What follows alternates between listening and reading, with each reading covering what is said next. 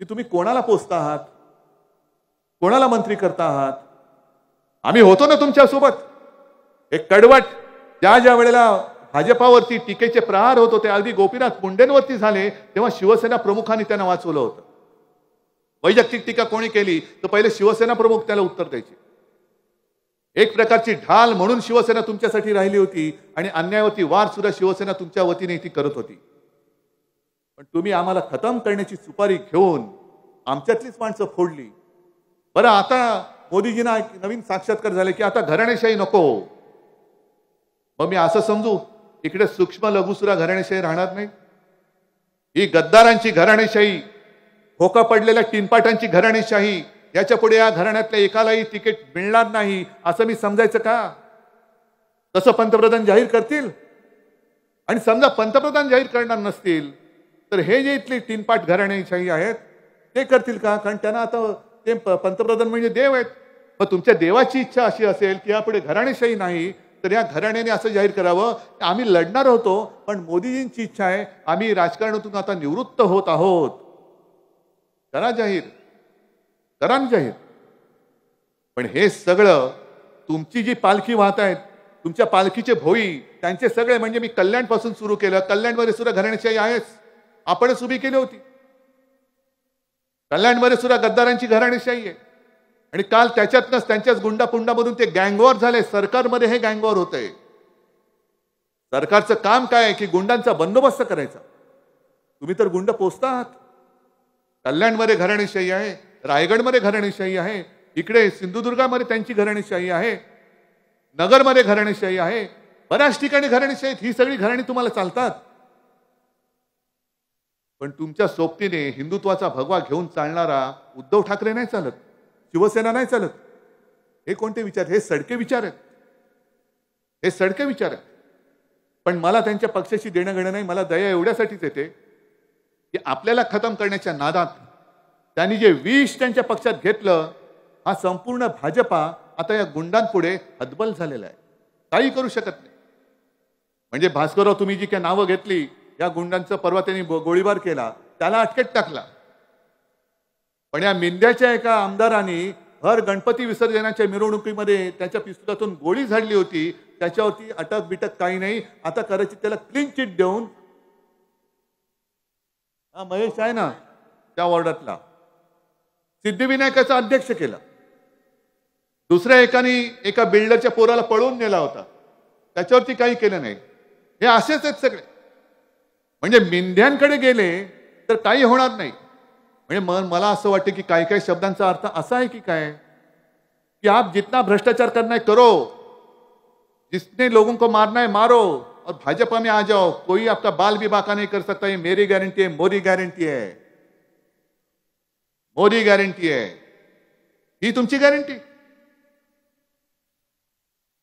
या गॅरंटीला काही अर्थ नाहीये. पण गुंडांचं जर तुम्ही असं सांगितलं असतात की एक सर्वसामान्य माणसं, जसं तुम्ही ती मला वाटतं शिंदे ताई ती आपली ठाण्याची, जिच्या पोटामध्ये लाथा मारल्या, मी गेलो होतो त्या ताईला भेटायला. काय गुन्हा होता तिचा? महिला गुंड, म्हणजे गुंड पण महिला गुंडाने तिला मारलं. आणि ती हात जोडून विनवणी करते की मला मारू नका, मी उपचार घेते. नाही, फरफटवलं, तिला मारलं तरी कोणावरती कारवाई नाही.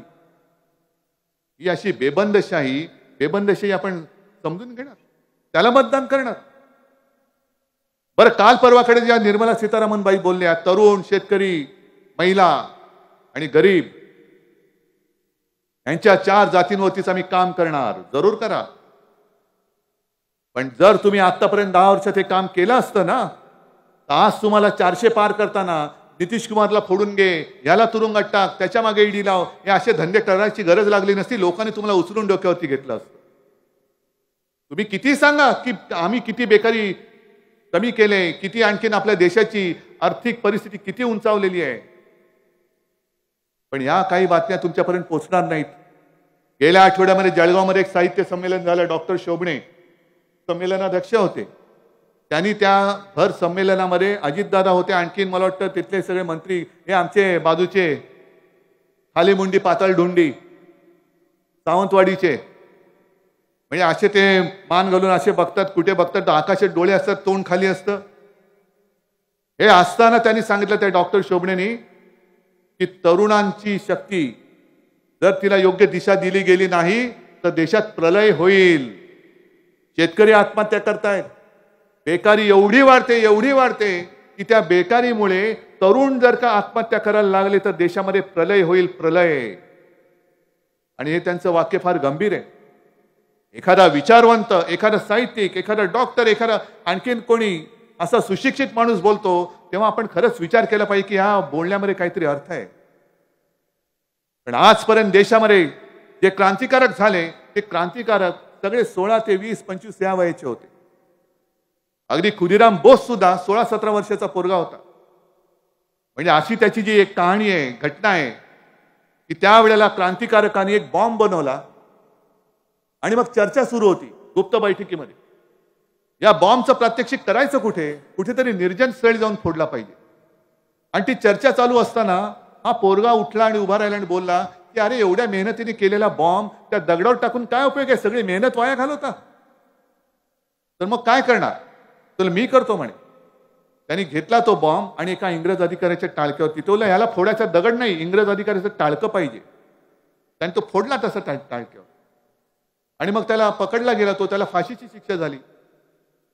आणि मग एका कोणत्या तरी म्हणजे ज्याचं नाव नाही अशा कवीने एक कविता त्याच्यावरती केलेली आहे आणि त्याच्यात त्यांनी म्हटलं की तो शेवटचा क्षण जेव्हा आला तेव्हा खुदीरामची आई त्याला भेटायला गेली आणि खुदीरामने तिला सांगितलं की आई तू रडू नकोस, काही काळजी करू नकोस. आजचा हा माझा जन्म माझ्या भारत मातेसाठी होता, पण पुढचा जन्म मी मावशीच्या पोटी जन्माला घेईन तो तुझ्यासाठी असेल.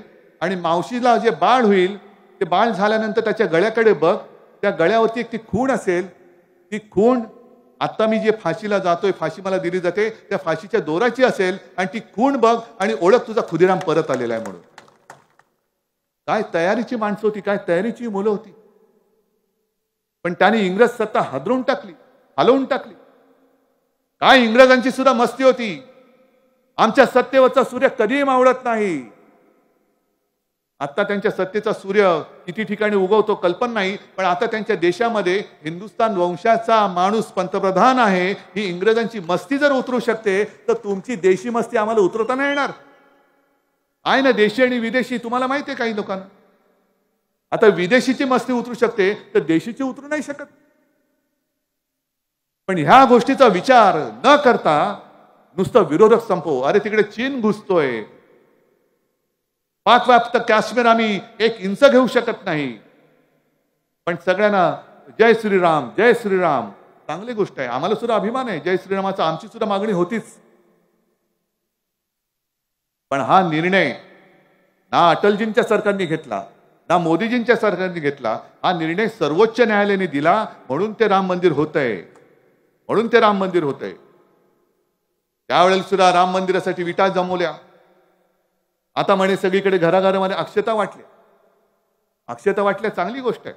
मी काही नास्तिक नाही आणि मी सुद्धा प्रभू रामचंद्राचा भक्त आहे, सगळ्यांचा भक्त आहे. पण एका बाजूला देशामध्ये कुपोषण आणि बालकं मरत असताना तुम्ही धान्य फुकट घालवायची गरज नाही तुम्हाला. एकीकडे सांगता तुम्ही 80 कोटी लोकांना अन्न देताय. 80 कोटी लोक म्हणजे देशाची अर्धी लोकसंख्या झाली. मग एवढी लोकसंख्या बेकार आहे, त्यांना अन्न घेऊन खाण्याची त्यांची क्षमता नाही, त्यांना तुम्हाला फुकट अन्न द्यावं लागतंय.